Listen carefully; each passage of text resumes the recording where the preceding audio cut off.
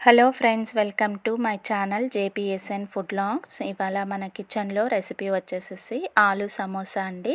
దానికి కాంబినేషన్లో స్వీట్ చట్నీ చేస్తున్నాను. టేస్ట్ అయితే చాలా బాగుంటుంది. ఇప్పుడు వీటికి కావాల్సినటువంటి ఇంగ్రీడియంట్స్, మేకింగ్ ప్రాసెస్ వీడియోలోకి వెళ్ళి చూద్దామండి. ఫస్ట్ స్టవ్ వెలిగించుకొని 3 బంగాళదుంపల్ని ఉడికించుకోవాలి. ఈ బంగాళదుంపలు ఉడుకుతూ ఉంటాయండి. ఈలోగా మిగతా ప్రాసెస్ చూద్దాము. ఒక జార్ తీసుకొని అందులోకి 1 స్పూన్ వరకు ఆవాలు, 1 స్పూన్ సోంపు, 1 స్పూన్ జీలకర్ర, అలాగే ఒక పచ్చిమిరపకాయ వేసుకొని కోర్స్గా గ్రైండ్ చేసుకోవాలి. ఇలా గ్రైండ్ చేసుకున్న ఈ మసాలా దినుసుల్ని ఒక పక్కన ఉంచుకొని ఇప్పుడు ఒక బౌల్ తీసుకుందామండి. అందులోకి 2 కప్పుల వరకు మైదా పిండిని జల్లించుకొని తీసుకోవాలి. ఈ పిండిలోకి కొద్దిగా వాము, టేస్ట్కి తగ్గట్టుగా సాల్టు, కొద్దిగా తెల్ల నువ్వులు ఇష్టం లేని వారు స్కిప్ చేయొచ్చండి, కానీ వేసుకుంటే టేస్ట్ అయితే చాలా బాగుంటుంది. అలాగే 1.5 స్పూన్ వరకు నెయ్యి వేసుకొని ఈ పిండికి కలపాలి. ఇక్కడ మనము మైదా పిండిని యూస్ చేస్తున్నామండి. గోధుమ పిండినైనా యూస్ చేసుకోవచ్చు, కానీ ఇక్కడ మనము ఆలు సమోసా చేస్తున్నాం కాబట్టి మైదా పిండికి వచ్చినంత టేస్ట్ గోధుమ పిండికి రాదు. అందుకనేసి నేను ఇక్కడ మైదా పిండిని ప్రిఫర్ చేస్తున్నాను. నెక్స్ట్, చపాతీకి మనం పిండిని ఎలా కలుపుతామో దానికంటే కూడా కొద్దిగా గట్టిగా సమోసాకి పిండిని కలపాలండి. ఎందుకంటే మనము పెట్టే స్టఫింగ్ అనేది ఆ షీట్లోకి నిలుస్తుందన్నమాట.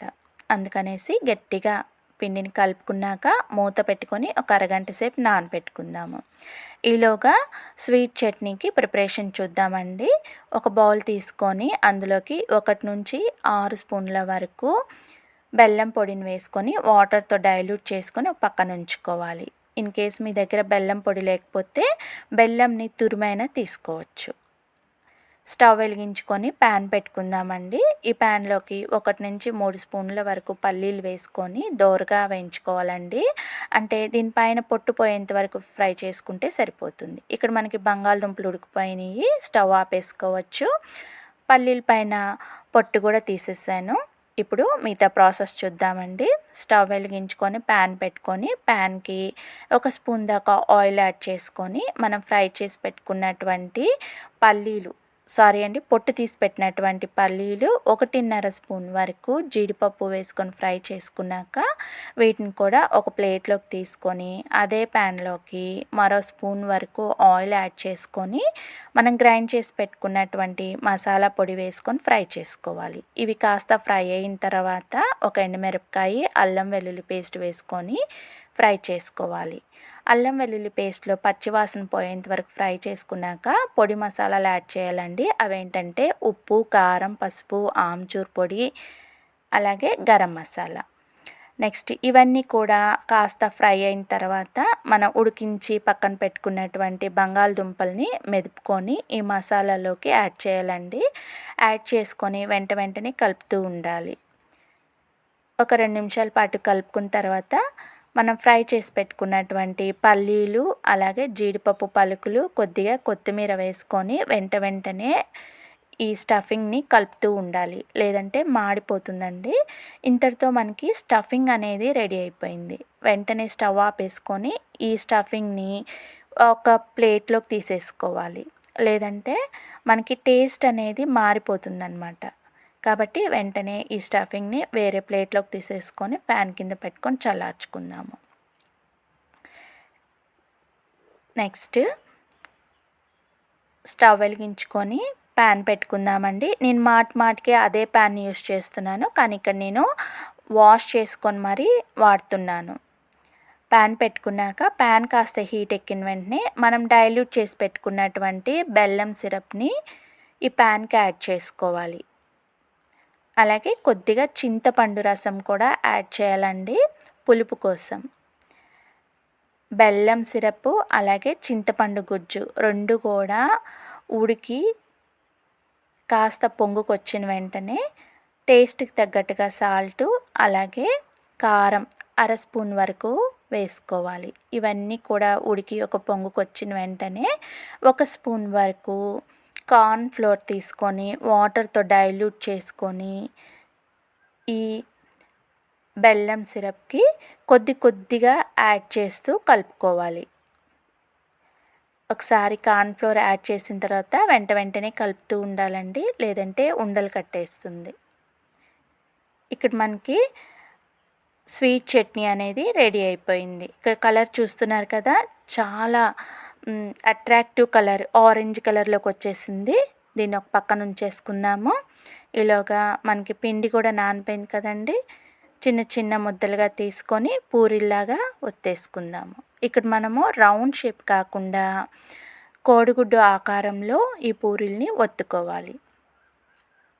ఇలాగా వీడియోలో చూపించిన రీతిగా పూరీల్ని ఒత్తిన తర్వాత ఒక నైఫ్ సహాయంతో మధ్యకి కట్ చేయాలి. ఇలా కట్ చేయటం వల్ల మనకి సమోసా షీట్ అనేది రెడీ అవుతుంది. అన్ని షీట్స్ ఒకేసారి ప్రిపేర్ చేసుకున్న తర్వాతనే మనం స్టఫింగ్ పెట్టి మిగతా ప్రాసెస్ స్టార్ట్ చేద్దామండి. ఇక్కడ అన్ని షీట్స్ నేను రెడీ చేసేసుకున్నాను. ఇప్పుడు సమోసా ఎలా చేయాలనేది చూపిస్తానండి. ఫస్ట్ మనం రెడీ చేసుకున్న షీట్ని తీసుకొని ఒక సైడ్ కట్ చేసిన సైడ్ తీసుకొని ఒకవైపు మాత్రమే వీడియోలో చూపించిన రీతిగా వాటర్ యాడ్ చేసి మరోవైపు నుంచి వాటర్ యాడ్ చేసిన వైపు నుంచి తీసుకొచ్చి సీల్ చేయాలి. అప్పుడు మనకి కోన్ షేప్ వస్తుందండి. దాంట్లోకి ఈ కోన్లోకి మనము స్టఫింగ్ అనేది పెట్టేసేసి మరొకసారి వాటర్ అప్లై చేయాలండి ఎడ్జెస్కి. ఇలా ఒక సైడ్ మాత్రమే వాటర్ అప్లై చేసుకొని ఎడ్జెస్కి మరోవైపు ఎడ్జ్ ఉంటుంది కదండి, దాన్ని తీసుకొచ్చి వాటర్ అప్లై చేసిన ఎడ్జ్కి ఇలాగా వీడియోలో చూపించిన రీతిగా లాక్ చేసేయాలి. ఇలా చేయటం వల్ల మనకి ఆయిల్లో వేసినప్పుడు ఓపెన్ అవ్వకుండా ఉంటుందండి సమోసా అనేది. ఫస్ట్ మెథడ్ చూపించాను కదండి, ఇప్పుడు సెకండ్ మెథడ్ చూద్దాము. ఫస్ట్ సమోసా మనం కోన్ ఎలాగైతే ప్రిపేర్ చేసామో అలాగే వాటర్ అప్లై చేసుకొని కోన్ షేప్ని తీసుకొచ్చాక మరొకసారి స్టఫింగ్ పెట్టుకొని ఇక్కడ ఒక సైడ్ మాత్రమే వాటర్ అనేది అప్లై చేయాలండి. వన్ సైడ్లో హాఫ్ పార్ట్ వరకు వాటర్ అప్లై చేసి వాటర్ అప్లై చేయని సైడ్ నుంచి తీసుకొచ్చి మనము లాక్ చేసుకోవాలి. తర్వాత పైన ఎక్స్ట్రా ఉన్న లేయర్ని ట్విస్ట్ చేస్తూ వాటర్ అప్లై చేసిన లేయర్కి అటాచ్ చేసుకోవాలి. ఇలా చేయటం వల్ల సమోసాలో ఉన్న స్టఫింగ్ అనేది ఆయిల్లో వేసినప్పుడు బయటికి రాకుండా ఉంటుంది. ఈ సమోసా చేయటం అనేది చాలా సింపుల్ అండ్ ఈజీ ప్రాసెస్ అండి. టేస్ట్ కూడా సూపర్గా ఉంటుంది. ఇలాగ సమోసాలు అన్నీ చేసుకున్న తర్వాతే మనము ఆయిల్ని హీట్ చేసుకోవాలి. ఆయిల్ హీట్ కూడా మీడియం ఫ్లేమ్లో పెట్టుకొని చేసుకోవాలండి. లేదంటే ఈ సమోసా పైన ఎయిర్ బబుల్స్ అనేవి వచ్చేస్తాయి అన్నమాట. కాబట్టి ఎప్పుడు మనము సమోసా చేసినా లేదంటే కజ్జికాయలు చేసినా ఏమైనా సరే మనము ఫ్లేమ్ అనేది మీడియం ఫ్లేమ్లో పెట్టి చేస్తే పైన ఆ బబుల్స్ అనేవి రాకుండా ఉంటాయన్నమాట. ఒక బ్యాచ్ కింద నేను ఇక్కడ సమోసాలు ఫ్రై చేసేసానండి. ఆయిల్లో నుంచి తీసేస్తున్నాను. నెక్స్ట్ బ్యాచ్ కూడా యాడ్ చేసేసుకొని ఈ సమోసాలని ఫ్రై చేసేసుకుందాము. ఇక్కడ ఒక చిన్న రిక్వెస్ట్ అండి, నా ఛానల్లో పోస్ట్ చేస్తున్న ఈ వీడియోస్ కనుక అంటే ఫుడ్ రెసిపీస్ కనుక మీకు నచ్చినట్లయితే నా ఛానల్ని సబ్స్క్రైబ్ చేసుకొని నన్ను సపోర్ట్ చేయవలసిందిగా రిక్వెస్ట్ చేస్తున్నాను.